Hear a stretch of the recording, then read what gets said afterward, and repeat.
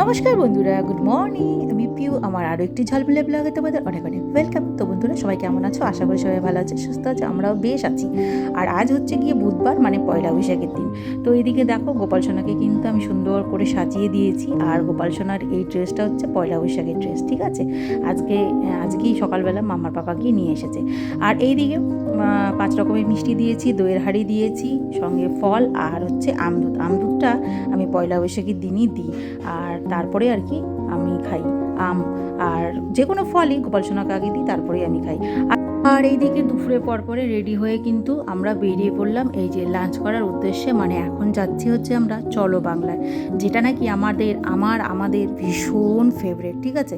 খুব ভালো লাগে আমার সেখানে। আর সেখানকার খাওয়া দাওয়ার তো মানে অপূর্ব খাওয়া দাওয়া হয়, খুব ভালো, খুব টেস্টি। আমার খুব ভালো লাগে এখানে এসে খেতে। আর এখানকার অ্যাটমসফিয়ারের কথা কি বলবো, তোমরা দেখেই বুঝে যাচ্ছ, এতটা ভিউ সুন্দর না, মানে মানে খুবই ভালো লাগে। এরকম থাকলে কার ভালো না লাগে বলো? আর ফটো তোলার মতন অনেক রকমের সেশন আছে এখানে।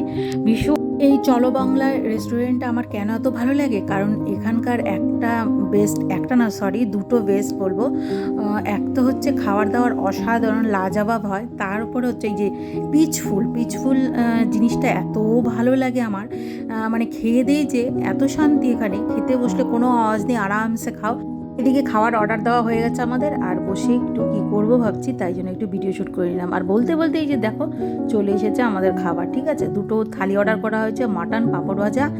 আর থালির মধ্যে ছিল হচ্ছে তোমার গিয়ে ওই শুটকি মাছের তরকারি একটা, আর হচ্ছে এই যে দেখো বাঁধাকপি দিয়ে মুগ ডাল করেছে, ডাল করেছে, তারপরে চাটনি, আর একটা আলু পটলের তরকারি।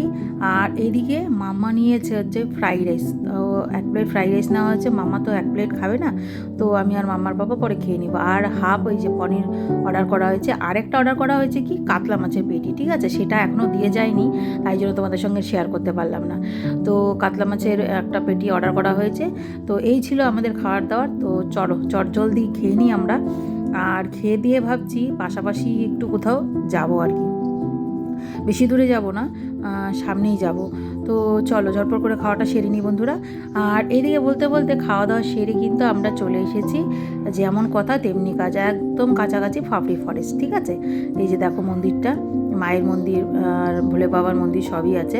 তো কাছাকাছি বলতে এখানটাই ভালো লাগে। আর এখন বর্ষাকালের দিন তো দেখবে এই জঙ্গলের এই সাইডগুলো এত গ্রিন না, দেখতে খুবই ভালো লাগে। তো যাওয়ার কথা ছিল অন্য জায়গায়, আর আজকে দেখো ওয়েদারটা একটু খারাপই বললেই চলে। 2 দিন থেকে না মামার ভীষণ শরীর খারাপ, জানো তো? ওই প্রচণ্ড পরিমাণে সর্দি নাক মুখ দিয়ে বেরোচ্ছে, আর একটু মাঝে মধ্যে না একবার করে জ্বরও আসছে। ওই কারণবশত আর কি মন মেজাজটা একটু খারাপই ছিল, ভাবছিলাম একটু দূরে যাব, কিন্তু সেটা আর হয়ে উঠলো না। তো যাই হোক, তো এখানে চলে এলাম আমরা খাওয়া দাওয়া করার পরে। এখান থেকে না সোজা বাড়ি চলে যাবো, জানো তো? আর কোথাও যাব না, কারণ ওই শুনলেই তো তোমরা, মাম্মা 2 দিন থেকে শরীরটা বিশেষ ভালো না, ওই কারণে আর কি।